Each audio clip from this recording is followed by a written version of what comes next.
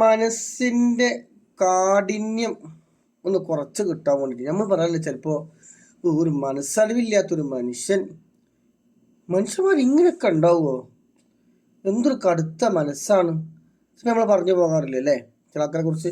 എന്നാൽ മനസ്സിൻ്റെ കാഠിന്യം ആ ഒരു ഇതിന് കുടിസ് ഒഴിവായി കിട്ടാൻ വേണ്ടിയിട്ട് ബിസ്മിയും ഹംദും സ്വലാത്തും ഓരോ തവണ ചൊല്ലിയതിന് ശേഷം അസ്മാഹുൽ ഹുസ്നയിലെ ഇസ്മായ നമ്മൾ പറഞ്ഞിട്ടുണ്ടായിരുന്നു യാ റഹീം എന്നുള്ള ഇസ്മ.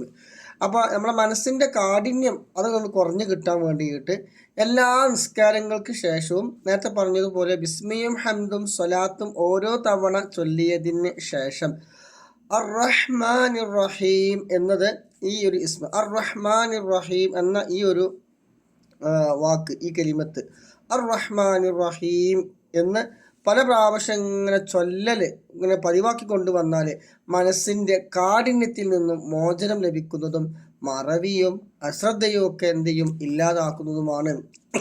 അപ്പം എല്ലാവരും ഇത് കൂടുതലൊന്ന് ദിക്റുകളുടെ ഇടയിൽ കൂടി ഒന്ന് പതിവാക്കിക്കോളി. അർ റഹ്മാൻ റഹീം ബിസ്മി ഹംദു സ്വലാത്തു ഒരു തവണ ചൊല്ലുക. പിന്നെ അർ റഹ്മാൻ റഹീം ഒഴിവുള്ളപ്പോൾ ചൊല്ലിക്കോളൂ അർ റഹ്മാൻ റഹീം.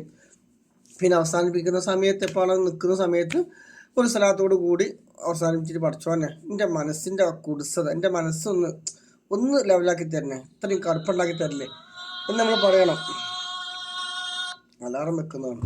അപ്പോൾ ഇൻഷാ അല്ലാഹ് ഉപകാരമായിക്കടി വേഗം ഷെയർ ചെയ്യുക, എല്ലാവർക്കും പറഞ്ഞു കൊടുക്കുക. അപ്പോൾ കുടിസ മനസ്സിലൊക്കെ പറഞ്ഞു കൊടുത്തോളൂ കേട്ടോ.